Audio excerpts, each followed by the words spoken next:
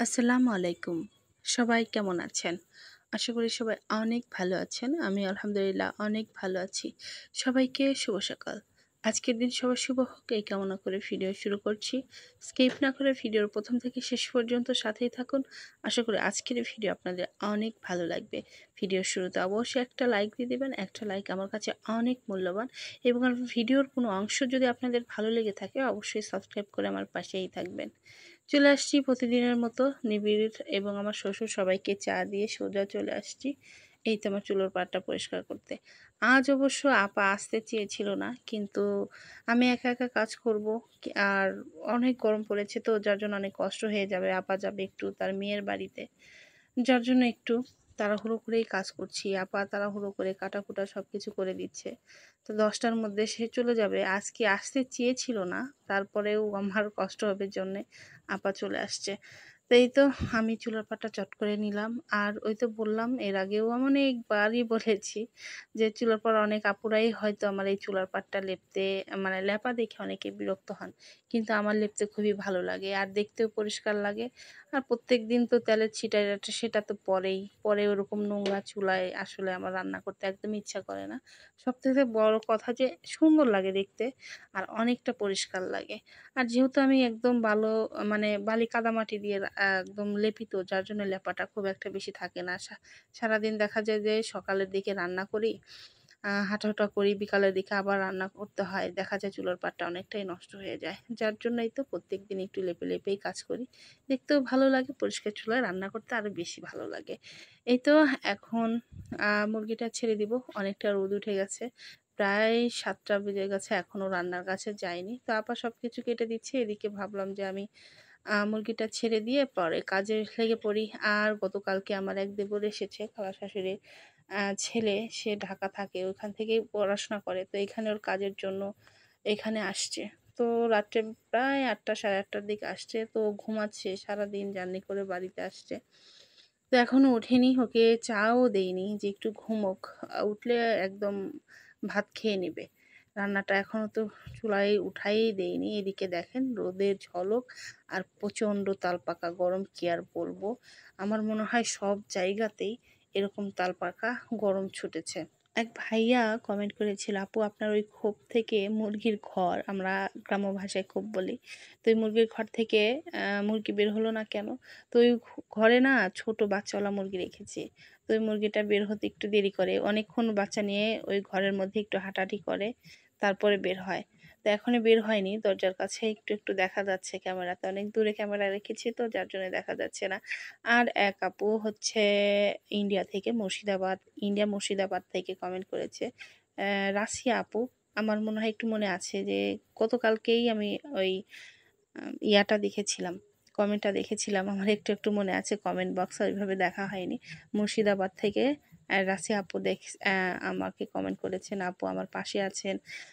সে আমার ভিডিও অনেক ভালো লেগেছে বলেছেন। আলহামদুলিল্লাহ, আমার ভিডিও আপনার কাছে ভালো লেগেছে শুনে আমি খুবই ভালো লাগছে। আমি আপনার কাছে অনেক কৃতজ্ঞ যে আমার পাশে থেকে গেছেন, আমার পরিবারের একজন হয়ে গেছেন। এভাবেই আমার পাশে থাকবেন। আসলে এইভাবে আমার আপু ভাইয়েরা পাশে না থাকলে আসলে আমার কিছু করা সম্ভব হবে না। আমার পাশে আছেন, আমার ভিডিও ভালো লাগছে। আর এরকম করে কমেন্ট করলে ভিডিও করার উৎসাহটা আরো বেশি বাড়ে। আর সবার কাছে আমার একটা রিকোয়েস্ট থাকবে, আপু ভাইয়ারা যারা আমার ভিডিও দেখছেন, আসলে আমি সবার পাশেই থাকবো ইনশাল্লাহ। আমি চেষ্টা করি সবসময়ের জন্য সবার পাশে থাকার জন্য। দিনের নির্দিষ্ট একটা টাইম রাখি, ৫-১০ মিনিট আমি যারা আমাকে কমেন্ট করে রেখেছেন আমার কমিউনিটিতে, আমি অনেকটা সময় আমি প্রত্যেকদিন চেক করি যে কার কত মিনিট হলো, কত ঘন্টা পর আমি তাকে সাবস্ক্রাইব করতে পারবো। আমি আসলে এইগুলা একটু খেয়াল রাখি। আমার অনেক সময় মনে থাকে না, বা আমার যতই দেরি হোক কমেন্ট বক্সটা তো আমি সবসময়ের জন্য চেক করি যে কেউ কমেন্ট করেছে নাকি, সেখান থেকে আমি সময় মতো তার চ্যানেলে ঢুকতে পারবো। আসলে কমিউনিটিতে একটু কমেন্ট করে গেলে তার চ্যানেলে ঢুকতে একটু সুবিধা হয়। আসলে ওই আমার কমেন্ট বক্সে যদি কমেন্ট করা যায়, দেখা যায় যে ওইটা উঠানো আমার কাছে অনেক ঝামেলা মনে হয়, আর ওইভাবে আমার সময় থাকে না। আপনারা হয়তো আমার ভিডিও দেখেন, আমি দেখতেই পারেন, আমার সারাদিন অনেক কাজ করতে হয়। তারপরে তো জানেন আমার অটিজম শিশু, তাকে নিয়ে অনেক সময় ব্যস্ত থাকতে হয়, ওইভাবে সময় পাই না। আর কমিউনিটিতে একটু কমেন্ট করে গেলে আমার জন্য একটু সুবিধা হয়, তাড়াতাড়ি তার চ্যানেলে আমি ঢুকতে পারি বা তার ভিডিও আমি দেখতে পারি, সাবস্ক্রাইব করতে পারি। তাছাড়া আমার পক্ষে আর সম্ভব না ওইভাবে এই কমেন্ট বক্স থেকে তার নাম নিয়ে আসলে সাবস্ক্রাইব করা আমার ওইভাবে হবে না। তাই আমার অনুরোধ থাকবে আপনারা আমার কমিউনিটিতে গিয়ে একটা কমেন্ট করে আসবেন। আমি অবশ্যই অনেক আপুদের আমি বলেছি যে আমার একটাবার আমার কমিউনিটিতে গিয়ে কমেন্ট করে আসেন। অনেকেই সেটা করে না, শুধু কমেন্ট বক্সেই কমেন্ট করে না। আসলে আমার ওইভাবে সময় থাকে না। আমি আপুদের অনুরোধ করে বলছি আমার কমেন্ট বক্সে মানে আমার কমিউনিটিতে গিয়ে একটা কমেন্ট করে আসবেন। তো এই তো কথা বলতে চলে আসছি রান্না করতে। প্রেসারে ডাউল দিয়ে দিয়েছি। আজকে একটু মুরগির মাংস রান্না করব। আর প্রেসারে ডাউলটাই আমি বেশিরভাগ প্রেসারে দিয়েই রান্না করি। কারণ চুলাতেই একদম ডাউলটা একদম ফিনিশিং না হলে আসলে আমার শ্বশুর খেতে পারে না। আমার শ্বশুরের প্রত্যেকদিন মসুরের ডাল একটু লাগবেই। সে এত পছন্দ করে। ডাল ছাড়া তার একটা অর্থও সে আসলে খেতে পারে না। ডাউল হলে সে একটু পেট ভরে ভাত খেতে পারে। ডাউলটা খুবই পছন্দ করে। যে খাওয়াটা হবে ভাজি, মাছ, আ ভাত, মাংস যাই হোক এটা দিয়ে। কিন্তু শেষটা হবে ডাউল দিয়ে। আমার শ্বশুরের কথা হলো এটা। আচার দিয়ে ডাউল তার খেতেই হবে। শেষ সময়টা আচার আর ডাউল না খেলে তার নাকি পেটটা ভরে না বা ভালো লাগে না। শুধু মনে হয় যে আমি কি খেলাম না, কি খেলাম না। তো প্রত্যেকদিন একটু ডাউল হলেই রাখতে হয়। আর প্রত্যেকদিন ডাউল আমি রান্না করি। আর যেটুকু বেঁচে যায়, আমার ডাউলটা সবসময় সম্ভবত আসলে সেরকম একটা বাঁচে না। তো যেদিন একটু বেশি ডাউল রান্না করেছি সেদিনই হয়তো একটু থাকে। পরের দিন হয়তো আমার শ্বশুর সেটা খেয়ে নেয়। আর শাক তো থাকবেই। ভোরের বাজার যদি করতে যাই আমার শ্বশুর শাক তো নিয়ে আসবেই, এটা মাস্ট। আমি জানি যে আজকে আমার শ্বশুর শাক নিয়ে আসবে, সেজন্য প্রস্তুতি নিয়ে রাখি যে আজকে শাক রান্না করতে হবে যেহেতু বাজারে গেছে। আমার শ্বশুর অবশ্য একদিন পর হয়তো প্রত্যেক দিনই গেল। নিবিড় যদি একটু ঘুমিয়ে যায় দেখা যায় যে ভোরের বাজার থেকে সুন্দর মাছ অথবা সুন্দর সবজি নিয়ে আসে, টাটকা সবজি। তখন আবার ওই টাটকা সবজি দিয়ে তরকারি বা ভাজি করতে খুবই ভালো লাগে। তো এই যে দেখতেই পেলেন পুঁইশাক চচ্চড়ি করলাম। গতকালকেও চচ্চড়ি করেছি। তো একটু করে আ নিয়ে আসবে সে শাক। যেকোনো শাক পেলেই নিয়ে আসবে। তো খাচ্ছে বেশ কিছুদিন হলে প্রায় ৫-৬ দিনের মধ্যে প্রত্যেকদিনই প্রায় পুঁইশাক চচ্চড়ি তার জন্য অল্প একটা ১ মুঠো শাক হলেও সে নিয়ে আসবে বাজার থেকে। যে চচ্চড়ি খাওয়ার জন্য অথবা ভাজি খাওয়ার জন্য। প্লেটে শাক ডাউল থাকবে না তা কি হয়? আমার শ্বশুরের কথা হলো এটা। সবজি খেতে হবে, প্রচুর সবজি খেতে হবে। তার হলো কথা সে ভাত খাবে অল্প কিন্তু প্রচুর সবজি তরকারি দিয়ে ভাত খাবে। তো মোটামুটি ডাউলটা আমি ফোড়ন দিয়ে নিলাম। আ এরপরে ডাউলটা হয়ে গেলে একটু পেঁপে ভাজি করব। পেঁপেটা ভাজি করে নেব। কারণ ৪-৫ টা পেঁপে নিয়ে আসছে। ২ টো পেঁপে খাওয়া হয়েছে। আর একটা আরো ২ টো ৩ টের মতো আছে। তো একটা বড় পেঁপে আছিল সেটাই বললাম আপাকে বললাম যে, "সুন্দর করে একটু কেটে দেন, আমি একটু সুন্দর করে ভাজি করে নেই।" পেঁপে ভাজিটা খারাপ লাগে না। পেঁপে দিয়ে মসুরের ডালও অনেকটা ভালো লাগে। খারাপ লাগে না। আমি অনেক ভিডিওতেই পেঁপে মসুরের ডাল দিয়ে রান্না করেছি। এটাও খায়। তো আজকে যেহেতু ডাউল রান্না করলাম, মুরগির মাংস রান্না করলে তো ডাউল তো এমনিই রান্না করতে হবে। আর আমার শ্বশুর তো ডাউল পছন্দই করে। আজকে মুরগির মাংসের জন্য আসলে ডাউলটা রান্না করেছি। আমার শাশুড়ি আসলে মানে কি তাকে খাওয়াতে পারবো সেটাই আসলে ভেবে পাচ্ছি না। সে একদমই খেতে পারছে না বললেই চলে। একেক দিন একেক টাইপের রান্না তাকে খাওয়াচ্ছি কিন্তু কোনোমতেই সে খেতে পারছে না। তো আমার শাশুড়ির জন্য আজকে ভাবলাম যে একটু মুরগি রান্না করি। আর মুরগি রান্না করলে তো ডাউলটা রান্না করতেই হবে একদম টাটকা। যতই ফ্রিজে বাসি ডাউল থাকুক কিন্তু টাটকা মুরগির সাথে টাটকা ডাউল না হলে কি হয়? যার জন্য ডাউল আর শাক নিয়ে আসছিল, শাক চচ্চড়ি করলাম, পেঁপে ভাজি করলাম। এরপরে মুরগিটা রান্না করলেই বাস আজকের মতো রান্নাটা শেষ। আর তো দেখতেই পাচ্ছেন রান্না করছি আর পুরো চুলাটা আমার একদমই তেলের ছিটা, ঝোল এটা সেটা পুরো একদম নোংরা হয়ে আছে।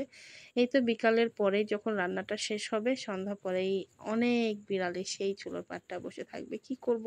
ওদেরও তো আসলে থাকার জায়গাটা লাগে, আবার খাওয়াতে হয়। আর টম তো নিজে খাবে এবং ৮-১০ জনকে ডেকে নিয়ে আসবে ওকে খাওয়ানোর জন্য। আমার টমের আবার অনেকেই আ সাথে আসে, অনেকেই বন্ধু-বান্ধবীরা আসে। সন্ধ্যার পরে ওরা এখানেই শুয়ে থাকে। টম অবশ্য ওদের সাথে শুয়ে থাকে না।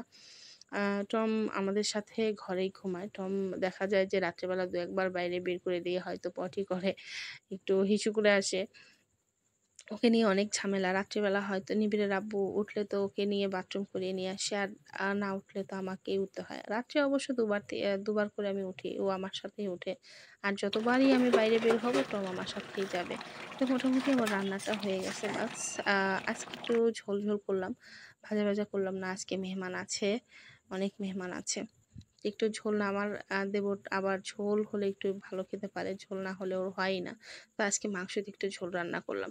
এই তো দুপুরের দিকে এখনও গোসল করা হয়নি। নিবিড় গোসল করেছে, আমার শ্বশুর গোসল করেছে। তো আমার শ্বশুরের একটু মিটিং আছে বাইরে, তো যার জন্য গেল। অবসরপ্রাপ্ত সব চাকরিজীবীদের একটা সমিতি আছে, তো সেখানকার মিটিংয়েই আমার শ্বশুর যাচ্ছে। তো নিবিড় তো যাবেই। আর আর সব আঙ্কেলরা, তারপরে আন্টিরা যখন মিটিংয়ে আসে, নিবিড় যেদিন না যাবে সেদিন সবাই প্রশ্ন করবে কেন নিবিড় আসেনি। আর নিবিড় মিটিংয়ে না থাকলে নাকি তাদের মিটিংটা আসলে ভালো লাগে না, অনেকটা জমে না। তো আমার বেটা না সবারই বন্ধু হয়ে গেছে, সবারই বন্ধু। আমার শ্বশুর যখন একা একা বাইরে যাবে, সবার যেন আলাদা একটা টেনশন, কেন আসেনি নিবিড়, কেন আসেনি, কেন আসলো না, ওকে কেন নিয়ে আসলেন না। যার জন্য যে কোনো জায়গায় গেলে আমার ছেলেকে নিয়ে যাবে। এদিকেই তো দেখেন পুরো চুলার পাড়টা একদম আওলা ঝালা হয়ে আছে। তো গোসলের আগে পুরো চুলার পাড়টা একদম গুছিয়ে নেব, খড়ি, তারপরে এই যে পলি দিয়ে একটু ঢেকে রেখেছি, কারণ বৃষ্টির পানি ওখানে পড়ে। তো আজকে দুদিন ধরে এমন গরম ছুটছে, আবার বৃষ্টিও মাঝে মাঝে হচ্ছিল ছিটাফোঁটা, যার জন্য পলিথিন বিছিয়ে দিয়েছি এখানে পানি দিয়ে, পানি পড়লে যাতে মাটিগুলো না ধুয়ে যায়। এদিকে আমার দেবর বলছে যে বাতাবি লেবু বানিয়ে দাও। তো আমার শ্বশুরও বলছে একটু লেবুর শরবত করে দাও। তো লেবুর শরবত করছি।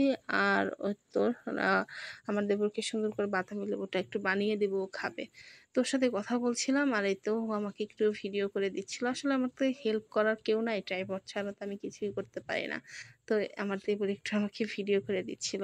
তো এখন যাব আমার শ্বশুরের শরবতটা বানিয়ে দিতে। তো আপনারা দেখতে থাকুন। আজকের মতো এখানে শেষ করছি। সবাই ভালো থাকবেন, সুস্থ থাকবেন, নিজের যত্ন নেবেন এবং সন্তানের যত্ন নেবেন, পরিবারের মানুষের যত্ন নেবেন এবং সবাইকে দেখে রাখবেন। আর এত গরমে সবাই বেশি বেশি লেবুর শরবত খাবেন। সবাইকে আল্লাহ হাফেজ।